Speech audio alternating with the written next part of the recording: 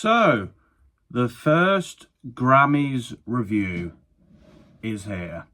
And to kick things off, we're going to be talking about The Rise and Fall of a Midwest Princess from Chappell Roan, the debut album from Chappell Roan, who released this towards the end of 2023, but has been one of 2024's biggest stars, despite what the BBC Sound of Poll suggest, because why she's on that list, I don't know. But that's a conversation for another day. This album is an enjoyable listen, and I guess I'm a little bit disappointed because I really enjoy a lot of the songs I'd heard before this. I mean, Hot to Go is one of the most addictive and catchy pop bangers of the year. It's very simple and straight to the point. She's ready to go. She's ready for fun. But it's just a lot of fun. Red Wine Supernova is an enjoyable little track. Again, it's very much about having fun, enjoying yourself, but it does it well. Casual, which has gained traction recently, I think is one of the better ballads on this album. It's very emotive and you can feel that in the track, and it's fun. Well, it's not fun. It's fun. It's basically like saying it's just casual. What they're doing is casual. It's not deep, but there's emotion in the track. Pink Pony Club, fantastic track. Big, powerful, this really intriguing message of Chappell's mother being like, what are you doing? Why are you at this club? I don't know if it's directly linked to her like drag performances and the fact that maybe her parents weren't cool with that where she lived, but it's one of the deeper tracks on the record. And like Chappell does talk about her like sexuality a lot. And some of the tracks like this one focus more on sort of the difficulties of dealing with that. But as for the rest of this album, there's a few tracks I don't like, which I'll get into now. Coffee, which lyrically is quite interesting. It's basically saying this person only admits they love them when they've had a wine, but let's just go for coffee because otherwise I'm going to get upset. But I just find the production just a little bit... I feel like Chappell, for the most part, with the ballads are like the least interesting parts of the record. I think when it's a pop banger, it suits her a lot better. Maybe that's a fault of the production, I don't know, but yeah, I don't know. The ballads just don't quite get there for me.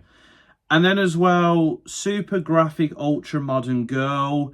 It's just a bit all over the place, this track, really. It's this, like, massively loud pop track, but, like, the vocals are distorted in a way I don't particularly like. It's a bit all over the place, this song, and I just can't really get into it. And then there's, like, other tracks, like the ending track, which I do enjoy, but I don't love. For the most part, I do enjoy this record. I think it's a good album. Highlights outside of the big tracks, Phenomenon. It starts off quite ballady and like it's talking about this girl who likes this boy, but they're not for them. And I don't know if Chappell wants this person or not. And it's like a longing for someone, but then it turns into this like big pop banger and the guitars hit and the rev of the motorbike goes off and it's a lot of fun.